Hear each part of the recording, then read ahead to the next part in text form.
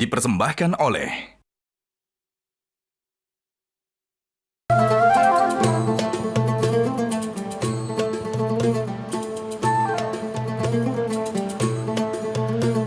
Baik pemirsa, terima kasih masih bersama kami di Hasanah Islam di spesial Isra Mi'raj dan membumikan bahasa langit mencari makna dan juga hikmah dari perjalanan suci Rasulullah SAW dalam peristiwa Isra Mi'raj yang syarat makna dan pesan-pesan spiritual yang luar biasa.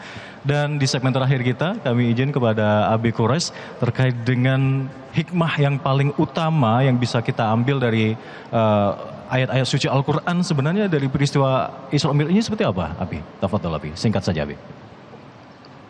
Hikmah yang paling utama, sulit saya menentukan apa hikmah yang paling utama. Tapi kalau harus, salat.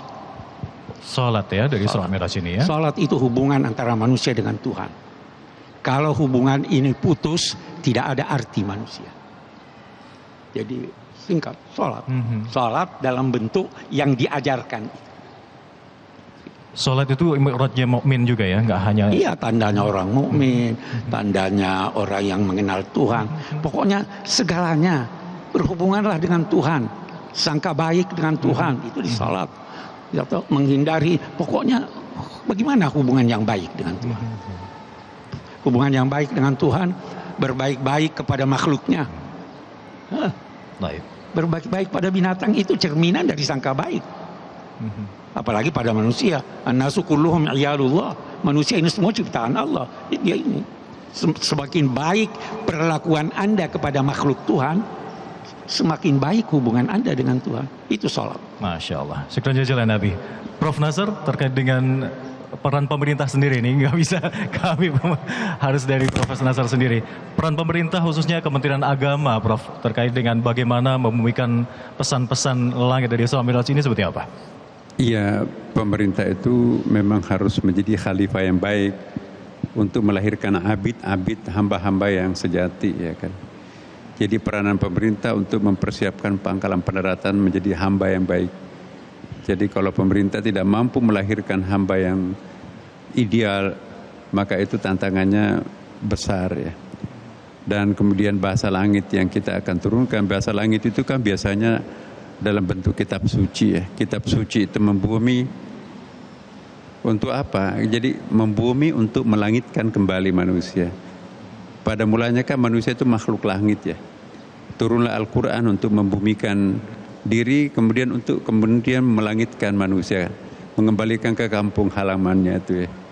Maka itu dalam salah satu pembahasan Ibnu Arabi itu hubbul watan minal iman itu mencintai tanah air. Ternyata al-watan di situ itu mencintai tanah asal kita itu di sana itu bagian dari iman. Jadi saya ingin mengingatkan kepada kita semuanya ya, bahwa tanah air yang sejati kita itu di sana itu. Di sini juga tanah air duniawi kita, tapi tanah air yang sejatinya di sana. Maka itu Quran itu turun untuk membumikan kembali manusia, melangitkan kembali. Jadi tidak banyak artinya kita membumikan kalau tidak mampu melangitkan anak manusia itu. Insyaallah. Syukran jazilan Prof. Nazar. Terkait dengan anak muda nih, saya tergelitik untuk nanya ke Habib Jafar. Bib, bagaimana kita bisa menanamkan nilai-nilai agama kepada anak-anak muda hingga bisa menjadi gaya hidup mereka? Tafadhol, Bib. Iya, kuncinya adalah membumikan bahasa langit. Itu yang dijelaskan dalam Al-Quran, misalnya bahwa Nabi itu dari kalangan manusia juga. Kemudian dalam surat Ibrahim ayat keempat, bahwa semua Nabi dan Rasul diutus dengan bahasa kaumnya. Kemudian juga dikatakan Nabi Muhammad itu suri tauladan yang harus diikuti. Artinya bahasa langit itu turun untuk kemudian dibumikan agar bisa mengangkat orang yang di bumi ke langit. Yang menarik syair dari Muhammad Iqbal, seorang sarjana muslim, ketika berbicara tentang Isra dan Mi'raj. Beliau katakan, Muhammad bin Abdullah naik ke langit ketujuh hingga ke Sidratul Muntaha, bertemu dengan Tuhannya, dan setelah itu dia kembali lagi ke bumi untuk mengajak orang di bumi juga mi'raj bertemu dengan Tuhannya.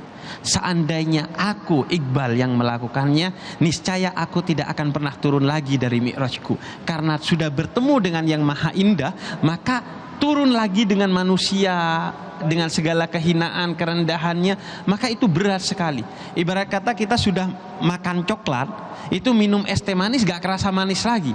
Maka beratnya Nabi untuk turun ke bumi itu begitu berat, tapi rahmatnya Nabi kepada umat manusia itu jauh lebih besar dari rasa berat itu, sehingga Nabi mau turun lagi, hidup di tengah-tengah manusia dengan segala masalah, cacian, makian, untuk mengajak mereka kembali kepada Allah.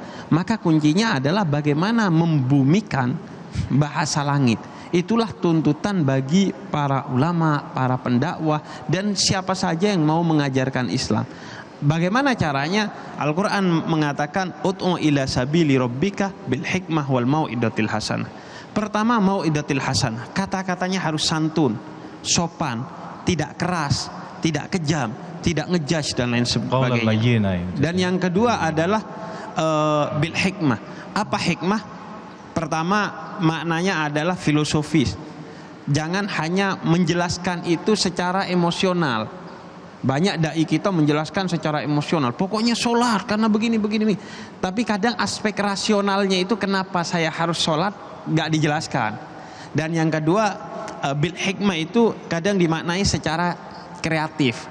Jadi kalau lagi bicara sama ibu-ibu, ya dengan bahasa ibu-ibu. Bicara dengan anak muda, bahasa anak muda. Bicara dengan orang non-muslim, ya juga dengan pendekatan yang tepat kepada mereka, sehingga alih-alih menyisakan ketersinggungan, tapi justru dakwah itu akhirnya mengajak kepada Allah dan Rasulnya. Dan yang terakhir, ya namanya mengajak, jangan sampai dakwah itu tidak lebih baik dari kernek, kata Gusmus itu. Jangan sampai pendakwah itu tidak lebih baik dari kernek. Kernek itu kalau nawarin karcisnya, santun kata-katanya. Mari Pak, saya antar, saya angkatin tasnya, saya gendongin gendongin anaknya. Pokoknya gimana sekiranya orang itu mau naik ke bis. Maka jangan sampai kita tidak lebih baik dari kernek bis itu. Karena itu pada akhirnya bukan hanya soal pesan, tapi soal kesan. Para ulama katakan, bergululah kepada seseorang yang sebelum kamu mendengar kata-katanya, kamu sudah terinspirasi, damai hatinya karena melihat wajahnya terkesan kepada akhlaknya yang agung. Begitu kira-kira. Semua kembali ke akhlak tadi ya, bagaimana cara menyampaikan dan mengajak tersebut ya. Bib, saya tergelitik tadi bagaimana Rasulullah SAW seyogyanya beliau sudah bertemu dengan Zat Allah di Sidratul Muntaha. Kenapa beliau masih tetap ingin turun ke bumi? Bagaimana beliau memberatkan umatnya? Abi ada tanggapan terkait dengan hal ini? Tafadhol Abi. Tidak ada. Sudah cukup. Abi Kudus tampaknya ini ya. Oh, baik. Prof Nasr? Tadi.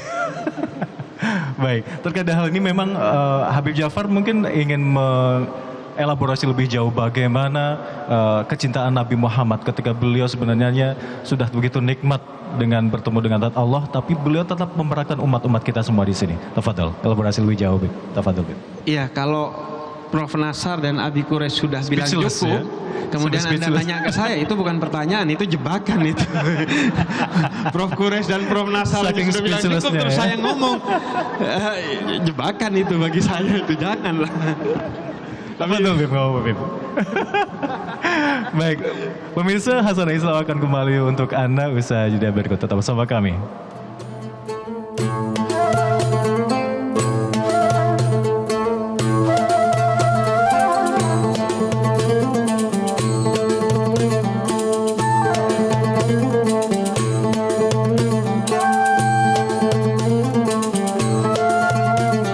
Jelajahi cara baru mendapatkan informasi. Download Metro TV Extend sekarang.